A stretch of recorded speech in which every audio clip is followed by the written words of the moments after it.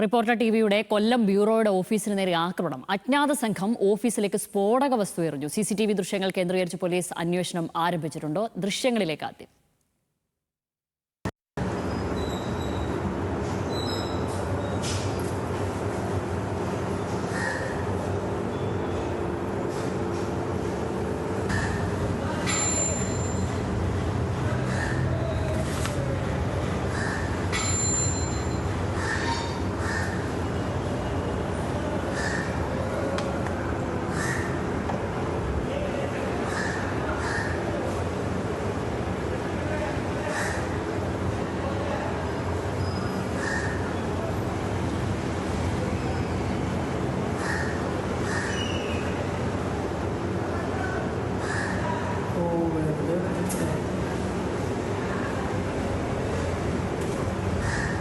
ഷമീർ അബ്ദുൾ ചേരുന്ന വിവരങ്ങളുമായി.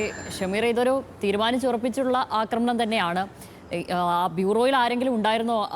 റിപ്പോർട്ടർ ടിവിയുടെ കാറൊക്കെ പുറത്ത് കിടക്കുന്നത് കാണുന്നുണ്ട്. ബ്യൂറോയിൽ ആരെങ്കിലും ഉണ്ടായിരുന്നോ? അത് മാത്രമല്ല, ഓഫീസിന് വലിയ കേടുപാടുകളാണോ നിലവിൽ സംഭവിച്ചിരിക്കുന്നത്? ഷമിലി, റിപ്പോർട്ടർ ടിവിയുടെ കൊല്ലം ബ്യൂറോ പ്രവർത്തിക്കുന്നത് പള്ളിത്തോട്ടത്താണ്.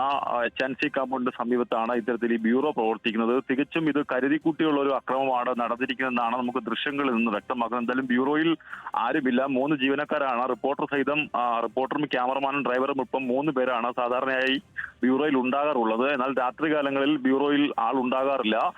ബ്യൂറോയുടെ വാഹനം ഉൾപ്പെടെ മുമ്പിൽ ഉണ്ട്.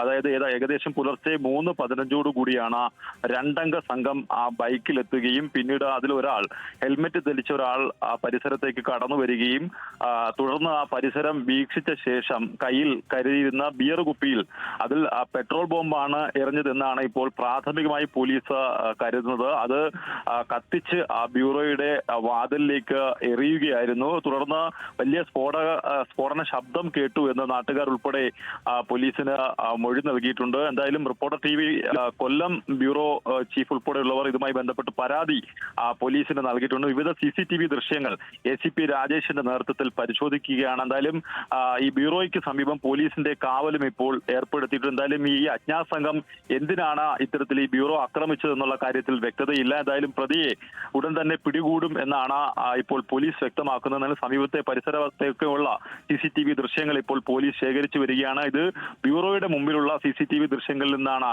ഏകദേശം 3:10 ഈ അക്രമി സംഘം ഈ 2 പേരടങ്ങുന്ന അക്രമികൾ അവിടെ എത്തുകയും അതിലൊരാൾ ഈ പരിസരത്തേക്ക് കടന്നു വരികയും ഈ ബ്യൂറോയിലേക്ക് കടക്കുന്ന വാതിലിലേക്ക് ഇത്തരത്തിൽ വലിയ ഈ ബിയർ കുപ്പി വലിച്ചെറിയുകയും ചെയ്തു. എന്തായാലും പ്രതികളെ ഉടൻ പിടികൂടുമെന്നാണ് കൊല്ലം സിറ്റി പോലീസ് വ്യക്തമാക്കുന്നത്. ഷാമിലി. ഷമീർ വിവരങ്ങൾ നൽകിയത്.